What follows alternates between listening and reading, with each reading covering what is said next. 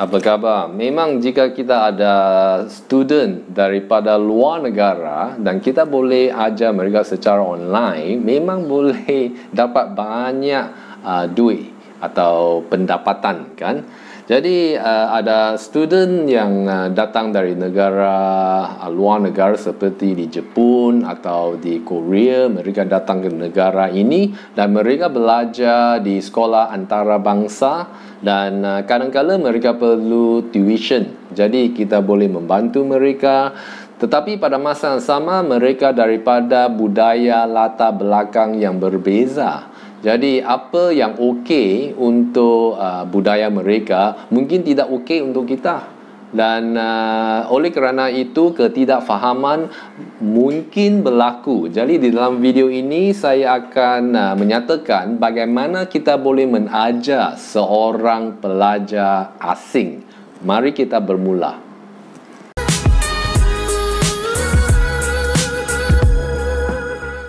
Tip yang pertama adalah kita perlu buat research, kajian dan buat planning yang baik. Terlebih dahulu sebelum mereka datang, kita perlu tahu dari negara apa dan budaya mereka. Buat research, boleh Google search tentang perkara ini. Kita boleh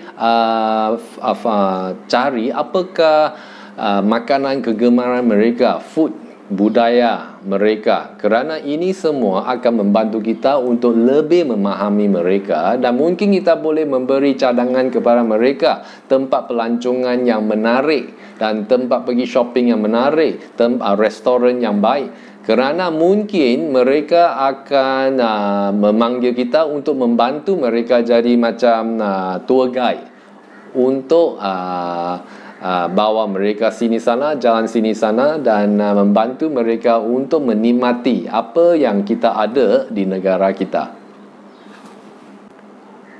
Poin nombor 2 adalah kita perlu senyum, kerana senyum adalah sesuatu benda yang memang menarik perhatian semua orang. Tidak kira mereka dari mana budaya atau latar belakang. Apabila kita senyum, ini akan cepat untuk membantu mereka untuk rasa selesa dengan kita dan dengan ini lebih senang untuk mengajar mereka. Poin nombor 3 adalah eye contact. Ini terpulang kepada negara. Dari negara barat, apabila kita maintain eye contact dengan pelajar kita, ini bermakna bahawa kita sangat ikhlas dan kita menunjuk hormat kepada mereka.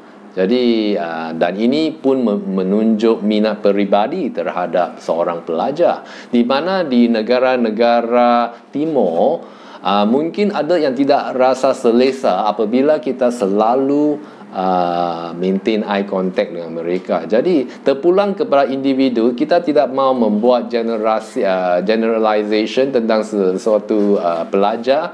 Terpulang kepada mereka, ini satu soalan individual. Ada yang senang dan ada yang tidak senang. Jadi kita boleh buat assessment apabila kita jumpa dengan mereka dan tengok adakah ini bantu mereka untuk rasa selesa atau tidak. Nombor 4 adalah guna lebih gambar dalam ajaran kita. Kerana walau bagaimanapun, jika kita boleh bercakap, bertutur dengan cara yang berkesan dan kita boleh meluahkan fikiran kita dengan baik dan jelas, tetapi ini tidak bermakna bahawa pelajar kita akan faham dengan jelas, kerana mungkin apabila kita nak mengajar mereka dalam bahasa Inggeris, mungkin mereka ini bukan bahasa utama mereka, kan? Jadi oleh kerana itu, untuk kita menggalakkan mereka, lebih baik kita guna gambar-gambar, kerana gambar-gambar akan membuat kerja kita lebih senang untuk mengajar mereka dan memahami perasaan mereka.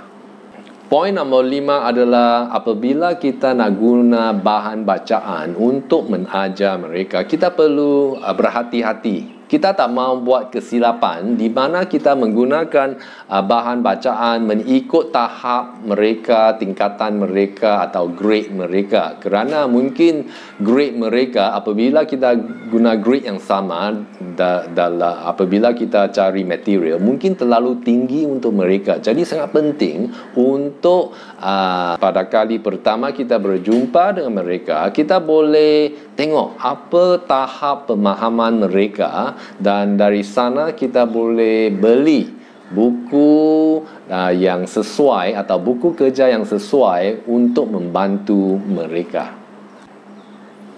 Poin nombor 6, apabila kita bercakap dengan mereka, sangat penting untuk guna simple language. Kita tak mahu guna perkataan yang rumit, susah untuk mereka faham. Kerana mungkin English mereka bukan bahasa utama mereka. Jadi sangat penting untuk kita tidak gunakan bahasa-bahasa yang pelik atau susah untuk difahami.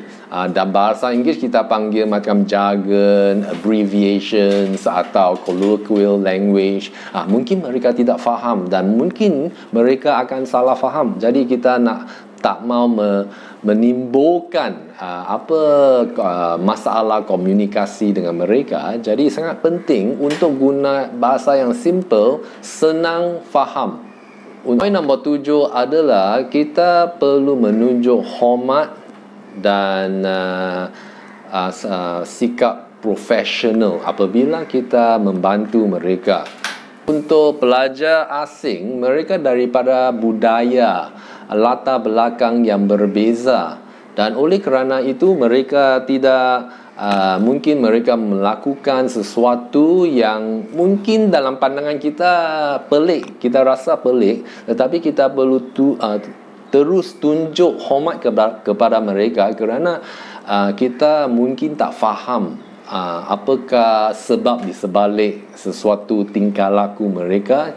Dan sangat penting kita sebagai tutor, kita nak menggalakkan mereka, bukan nak menghakimi mereka. Jadi pada akhirnya kita bersikap ini akan membantu kita untuk menggalakkan mereka dengan berkesan. Poin nombor 8 adalah kita perlu menjadi pendengar yang baik. Kerana English mungkin bukan bahasa utama mereka, mereka perlu masa untuk fikir dan bagaimana meluahkan perasaan atau fikiran mereka. Jadi kita nak menjadi pendengar yang baik, memberi masa untuk mereka meluahkan pendapat mereka, dan sangat penting untuk kita tidak mahu potong perbualan mereka. Kerana mungkin kita rasa nervous kan. Jadi kita perlu mengawal diri, beri masa kepada mereka untuk cakap. Jadi dari sini kita boleh tengok ini adalah 8 poin yang saya gunakan dan saya galakkan anda gunakan untuk mengajar seorang pelajar asing. Jadi sila subscribe dan share kepada kawan-kawan anda jika belum lagi, dan like juga video ini jika boleh, dan jumpa lagi pada masa yang akan datang. Goodbye.